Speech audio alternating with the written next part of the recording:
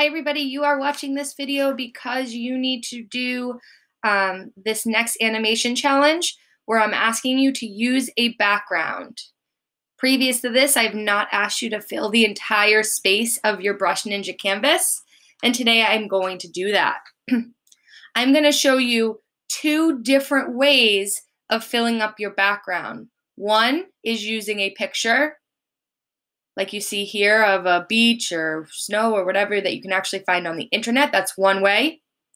And the other way is just having to draw your own backgrounds, create your own backgrounds. Okay? So if one way doesn't work, go ahead and do the other way. So here I go. I'm going to go to Brush Ninja.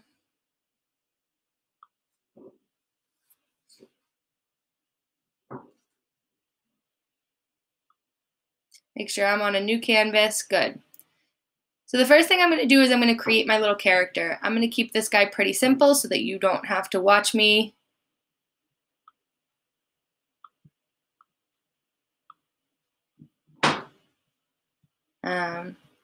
draw forever. You can make your character as complicated as you want.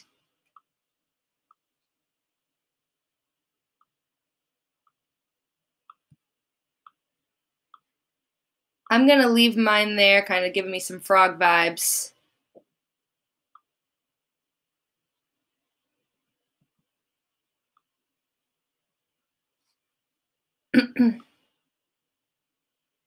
Maybe with a little B. Okay, good. So there I go. I got my little character. I'm going to make him go back in the distance. The first thing that I want to do, and I showed you this earlier, this is an important skill, is I want to select all of these little pieces that I just created, right? I want to group all of these together. So I'm going to grab my select tool. I'm going to click and drag over the whole surface of all of those shapes that I just created, and it's going to highlight or select all of those at the same time. And I'm going to click group. So now I can move my entire frog around at the same time. I can make things bigger and smaller at the same time, okay? So there I go. Now I'm going to show you how to make a background by using this button first. You can search for an image online.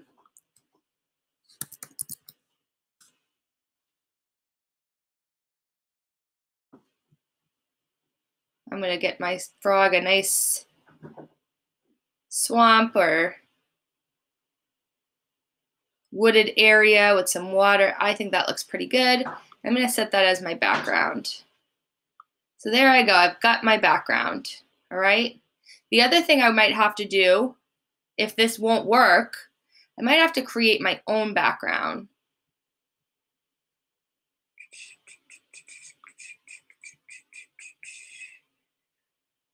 Remove the background. Okay. So if that won't work, I'm going to have to create my own background.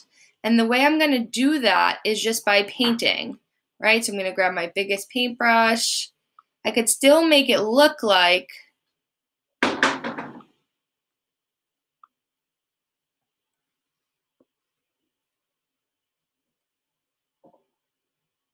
the bayou, but I might just have to make my own background. Uh-oh, my frog's behind my water. I'm going to grab my select tool. I'm going to grab my frog, and I'm going to bring my frog forward, right? I can do the same thing.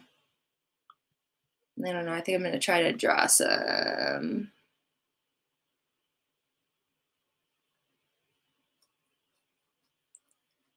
big trees. Again, I'm going to grab my frog and bring my frog forward.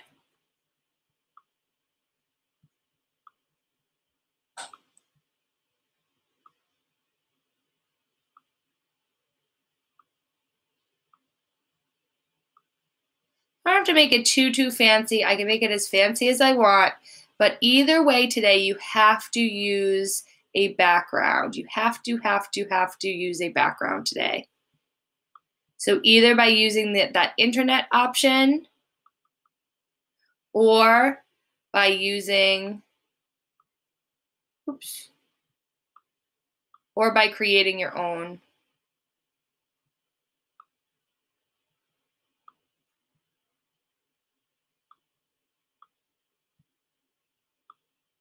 background. I'm going to use some of these shapes here too.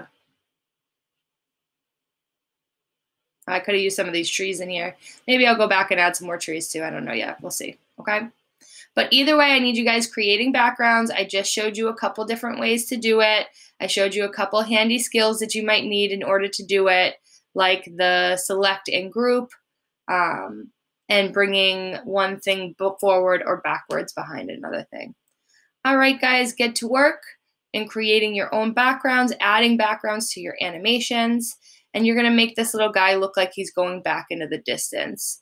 So what I'm going to need to do is I'm going to need to make him a little bit smaller each time to make him look like he's disappearing from me in the background.